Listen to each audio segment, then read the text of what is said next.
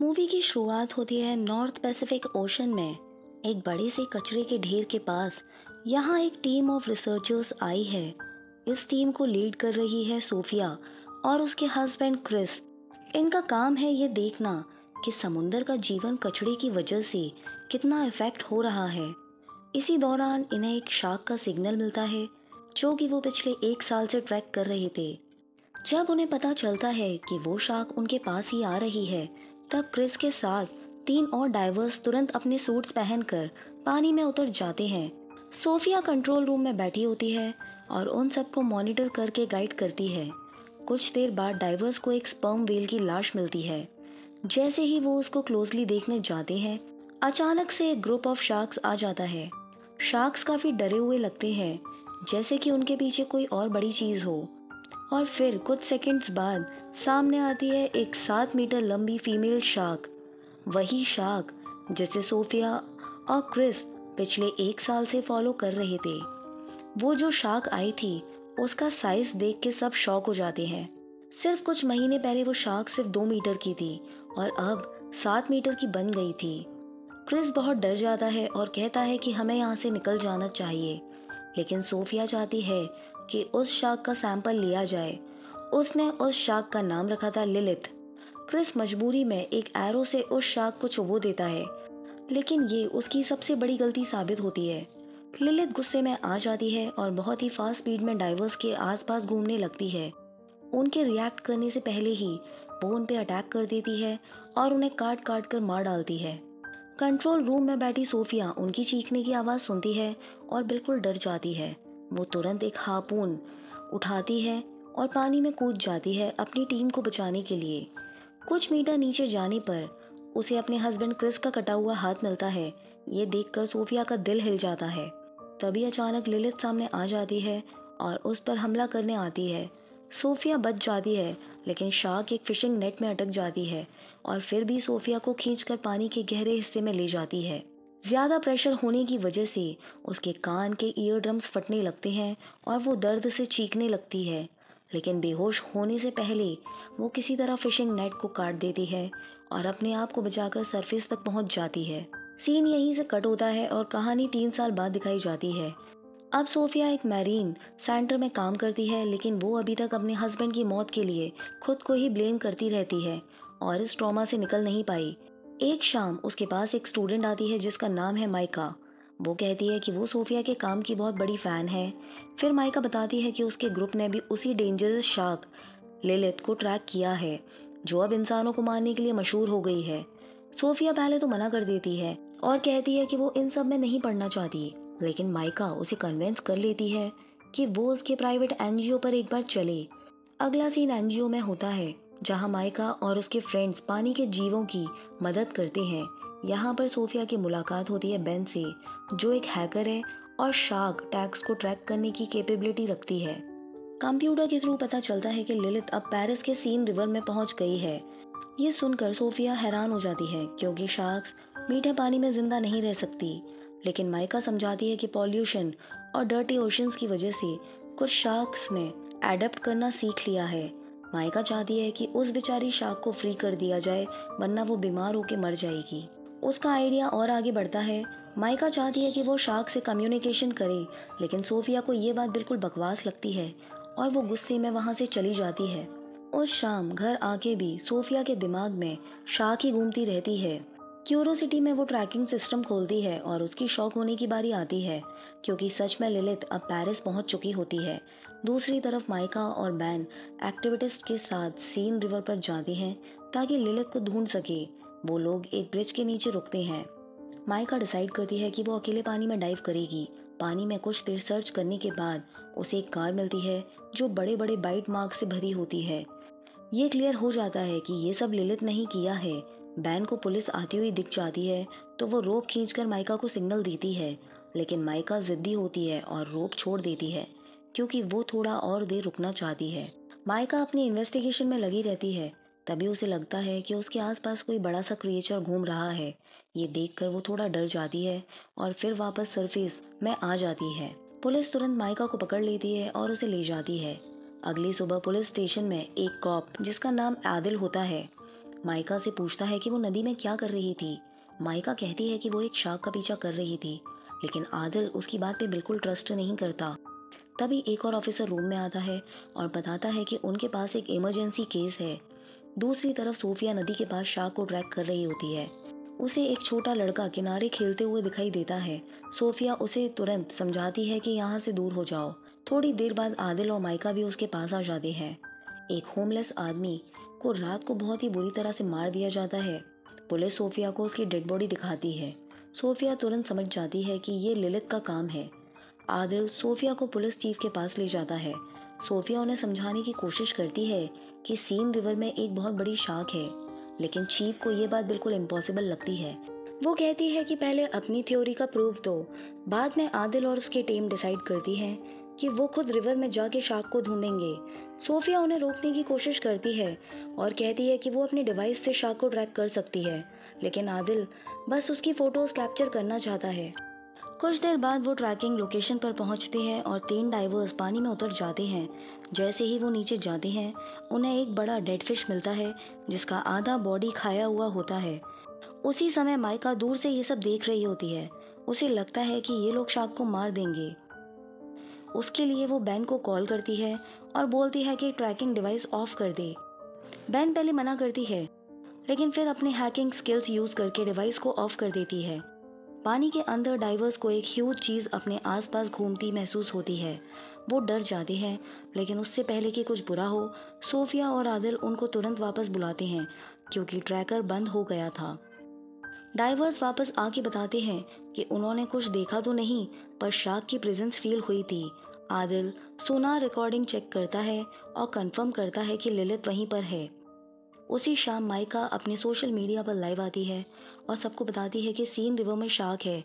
Mica लोगों को समझाती है कि शार्क को बचाना ज़रूरी है, वरना वो बेचारी बीमारी से मर जाएगी। दूसरी तरफ आदिल सोफिया और पुलिस चीफ मेयो के ऑफिस में मीटिंग के लिए जाते हैं। पता चलता है कि कुछ दिनों में एक इंटरनेशनल ट्रायलथन होने वाला है।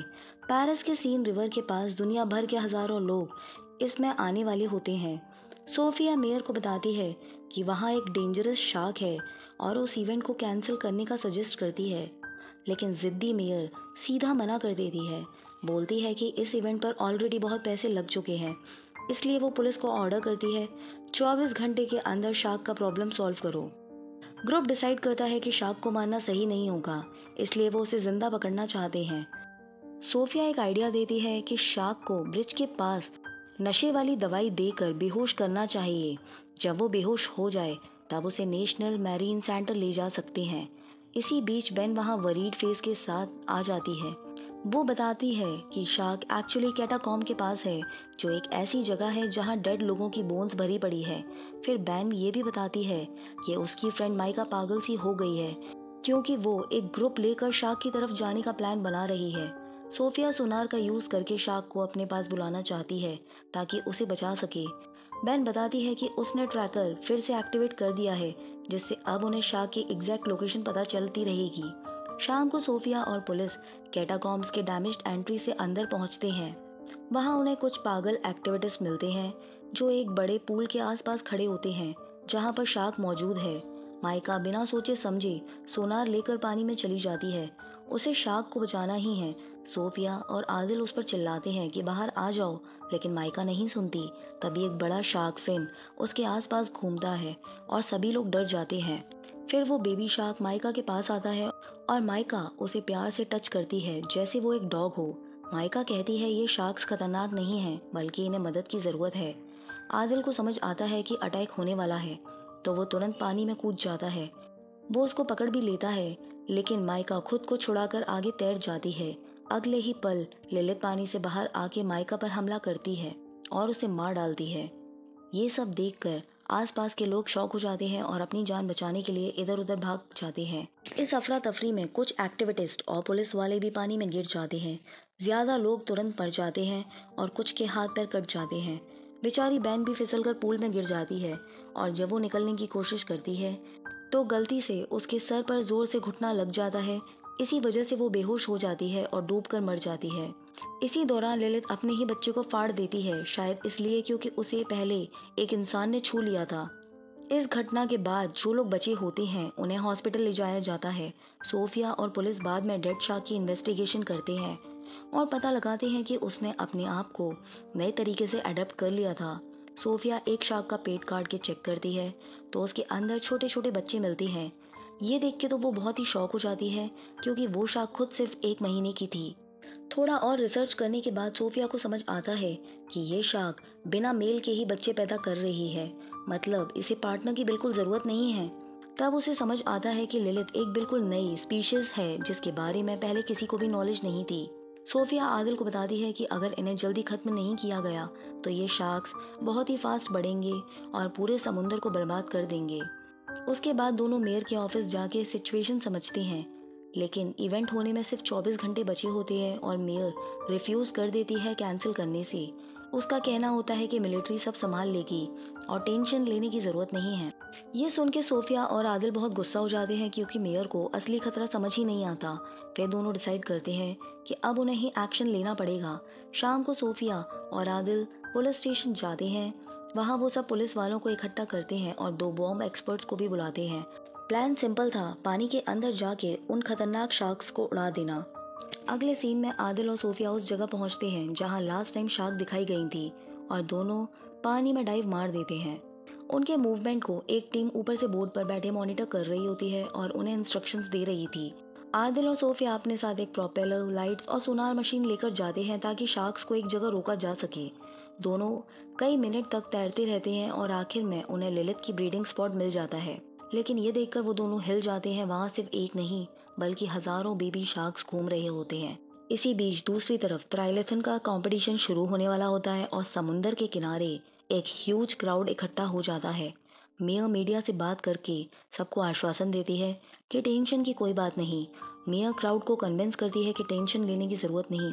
फिर वो कॉन्फिडेंटली कंपटीशन शुरू करवा देती है और हजारों स्विमर्स पानी में ही मारे जाते हैं।